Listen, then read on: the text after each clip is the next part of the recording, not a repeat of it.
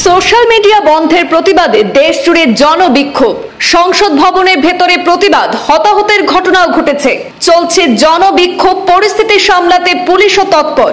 Social media ban এবং সরকারি নীতি নিয়ে উত্তেজনা পড়শি দেশ নেপালে। রাজধানী কাঠমান্ডুতে কারফিউ জারি, নিরাপত্তা বাহিনী নামানো হয়েছে পথে। সরকারের বিরুদ্ধে বেশ কিছুদিন ধরেই ফুঁসছে দেশের মানুষ। নেপালের কেপি শর্মা ওলি সরকারের বিরুদ্ধে একাধিক দুর্নীতির অভিযোগে আগে থেকেই জনক্ষোভ পুঞ্জীভূত হচ্ছিল।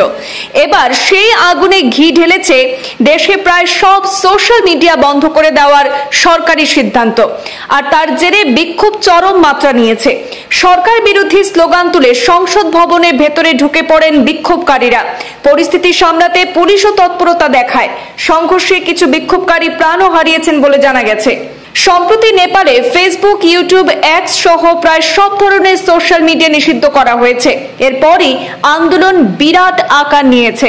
ক্ষোভের বিস্ফোরণ ঘটেছে যুব সমাজের মধ্যে। বিক্ষোভকারীদের নিয়ন্ত্রণে রাখতে পুলিশ কিছু ব্যবস্থা গ্রহণ করেছে, তবুও তরুণ প্রজন্মের প্রতিবাদ বিক্ষোভ অব্যাহত রয়েছে। রাজপথে উঠেছে স্লোগান।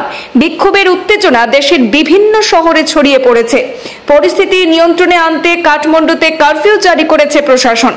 আন্তর্জাতিক গণমাধ্যম সূত্রে তথ্য মতে আজ সোমবার সকাল 9টায় নেপালের রাজধানী কাঠমান্ডু শহরের প্রাণকেন্দ্রে শিক্ষার্থী এবং বিরাট সংখ্যক তরুণ প্রতিবাদকারীরা একত্রিত হন।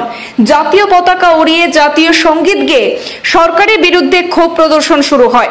নানা সরকারি বিধিনিষেধ এবং দুর্নীতির বিরুদ্ধে স্লোগান তোলেন আন্দোলনকারীরা। বিক্ষোভ চলাকালীন পুলিশ এবং বিক্ষোভকারীর মধ্যে সংঘর্ষ ঘটে এবং কিছু বিক্ষোভকারী প্রাণ হারিয়েছেন বলেও খবর পাওয়া গিয়েছে।